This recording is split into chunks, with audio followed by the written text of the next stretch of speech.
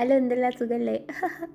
അപ്പോൾ Turkish restaurant ആയിട്ടുള്ള ലയോണക് റെസ്റ്റോറൻറ്റിലേക്കാണ് നമ്മൾ ഇപ്രാവശ്യം ഫുഡ് കഴിക്കാൻ വന്നിട്ടുള്ളത്. പനിയും ജലദോഷവും കഫക്കെട്ടൊക്കെ ആണ്.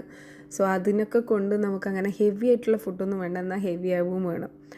എന്ന് വെച്ചാൽ ഓവർ ഓയിലൊന്നും ഇല്ലാത്തൊരു ടൈപ്പ് നല്ലൊരു കംഫർട്ട് ഫുഡാണ് കേട്ടോ ഈ തുർക്കിഷ് ഫുഡ് എന്ന് പറയുന്നത്. എനിക്ക് മോസ്റ്റ് റീസെൻ്റ് ആയിട്ട് എൻ്റെ ഏറ്റവും വലിയ കംഫർട്ട് ഫുഡ് ഏതാണെന്ന് ചോദിച്ചു കഴിഞ്ഞാൽ ഞാൻ പറയും അത് തുർക്കിഷ് റെസ്റ്റോറൻറ്റിലെ BBQ അപ്പറ്റൈസർ കോംബോ ആണെന്ന്. അപ്പോൾ ഈ ലയോണക്കിൽ വന്നു കഴിഞ്ഞാൽ നമുക്കൊരു ചായയും കിട്ടും. നല്ല തൊണ്ടവേദനയൊക്കെ എടുത്ത് നിൽക്കുന്ന സമയത്ത് ഈ ചായ എൻ്റെ സാറേ. ഈ ഒരു ഫുഡ് കഴിക്കുമ്പം വേറൊരു കാര്യം എന്ന് പറഞ്ഞു കഴിഞ്ഞാൽ അത് നമ്മൾ സലാപ്പ് പറയും.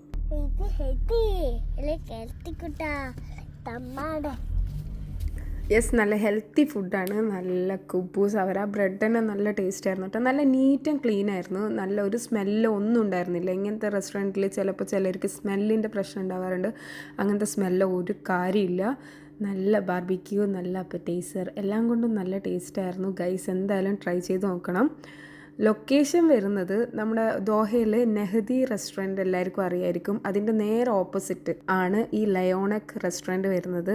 സൂപ്പറാണ്, എന്തായാലും കഴിച്ച് നോക്കണേ. അപ്പോൾ ഓക്കെ, ബായ്.